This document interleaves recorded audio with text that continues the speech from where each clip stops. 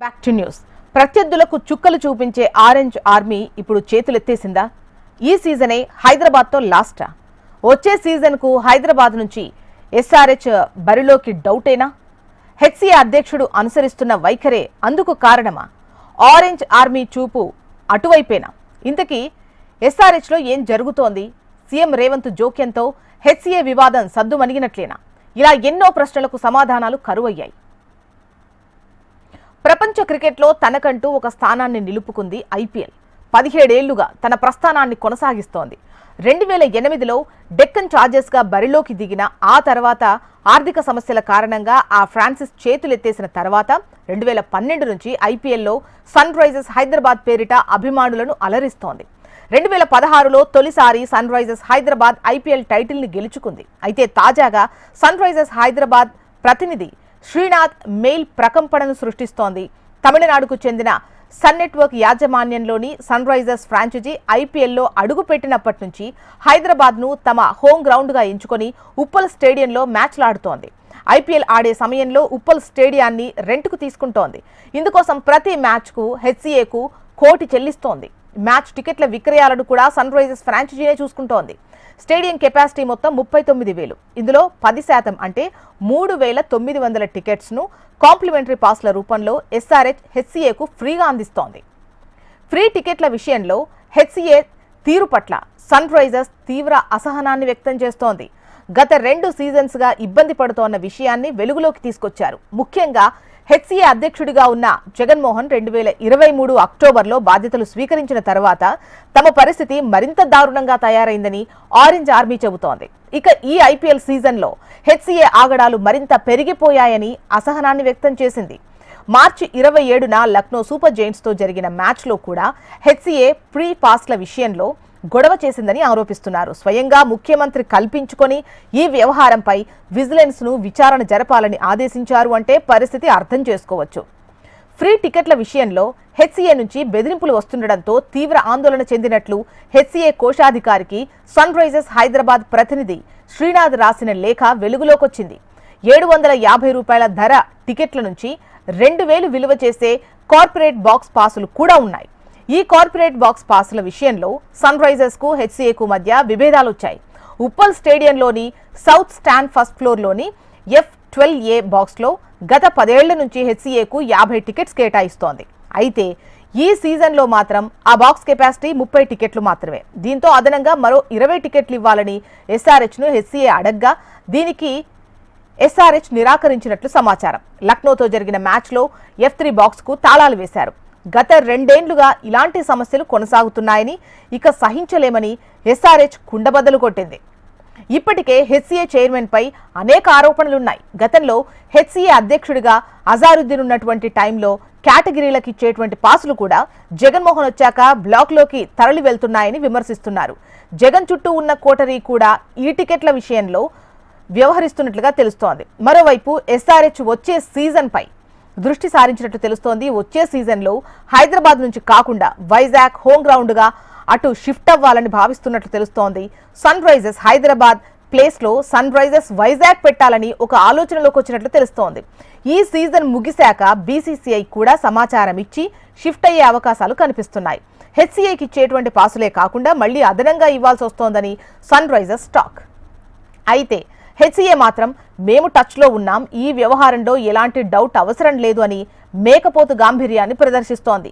ఏకంగా ఇష్యూలకు CM enter అవ్వడంతో HCA back step అయింది. ఎస్ఆర్హెచ్తో చర్చలు జరిపింది. ఇకపైన వేధింపులు ఉండవని హామీ కూడా ఇచ్చిందట.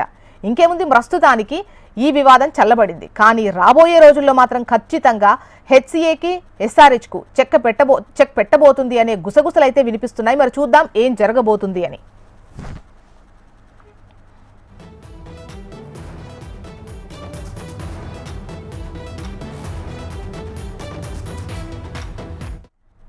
ఇక మరిన్ని డీటెయిల్స్ అందించేందుకు మనకు ఆర్కే సిద్ధంగా ఉన్నారు. ఆర్కే, చెప్పండి, ప్రస్తుతానికి హెచ్సీఏ అండ్ ఎస్ఆర్హెచ్ మధ్య ఉన్నటువంటి ఈ వివాదం, ఈ పాస్ల వ్యవహారం ఏదైతే ఉందో సద్దుమణిగినట్టే అనుకోవచ్చా?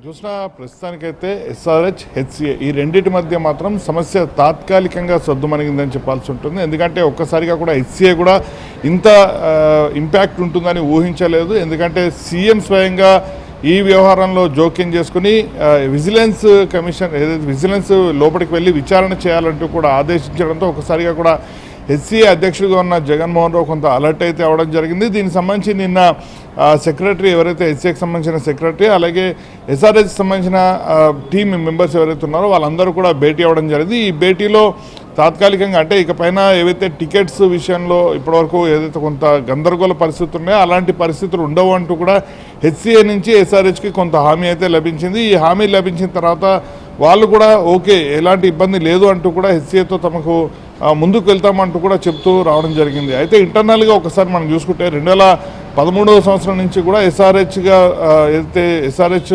పూర్తిగా కూడా 12 ఏళ్ళుగా కూడా తను ఈ ఐపీఎల్లో కొనసాగుతూ వస్తుంది. అయితే గతంలో శివలాల్ యాదవ్ కానీ లేకపోతే అజరుద్దీన్ ఉన్న సమయంలో ఇలాంటి ఇబ్బందులు తలెత్తలేదు. ముఖ్యంగా క్లబ్స్ ఏవైతే ఉంటాయి అంటే హెచ్సిఏ పరిధిలోకి వచ్చే 119 క్లబ్స్ ఉంటాయి. ఈ క్లబ్స్ అన్నిటికీ కూడా వాళ్ళకి సంబంధించిన టికెట్లు అన్నింటినీ కూడా ఉచితంగా ఇవ్వడం జరుగుతుంది.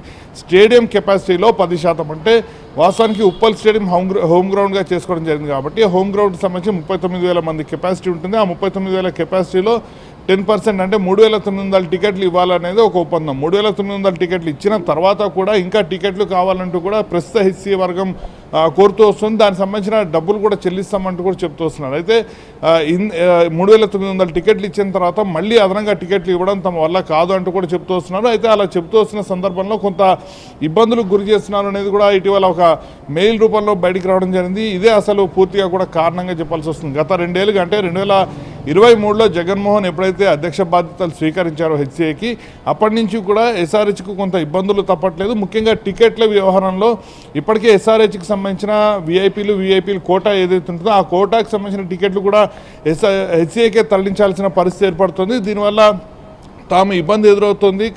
అవసరమైతే ఇక్కడి నుంచి అంటే హెచ్సిఏ నుంచి పూర్తి స్థాయిలో తాము తప్పుకోవడానికి అంటే సన్ రైజ్ హైదరాబాద్ నుంచి తప్పుకోవడానికి తాము సిద్ధంగా ఉన్నామంటూ కూడా ఒక బాంబు అయితే పేల్చడం జరిగింది. ఇప్పటికీ కూడా ఇంటర్నల్గా మనకు అందుతున్న సమాచారం మేరకు ఎస్ఆర్హెచ్ ఈ సీజన్ ముగిసిన తర్వాత మాత్రం బీసీసీఐతో సంప్రదింపులు చేసి పూర్తి స్థాయిలో ఇక్కడి నుంచి వైజాగ్కు వెళ్లేందుకు ఆసక్తి చూపిస్తున్నట్టయితే తెలుస్తోంది. ఎందుకంటే ఇప్పటికే దీనికి సంబంధించిన ఓనర్స్ ఎవరైతే చెన్నై వాళ్ళే కాబట్టి ఇప్పటికే ఏపీతో కూడా మంచి సంబంధాలు ఉండడంతో వైజాగ్కి వెళ్ళే అవకాశాలు ఉన్నాయి. ఆ దిశగా అక్కడ ఆంధ్ర క్రికెట్ అసోసియేషన్ ఏదైతే ఉందో ఆ క్రికెట్ అసోసియేషన్ కూడా సంప్రదింపులు జరిపేందుకు సిద్ధంగా ఉన్నట్టు సమాచారం అయితే అందుతోంది. ఏదేమైనా కూడా హెచ్సిఏ చైర్మన్ పైన ఇప్పటికే అనేక ఆరోపణలు వస్తున్నాయి.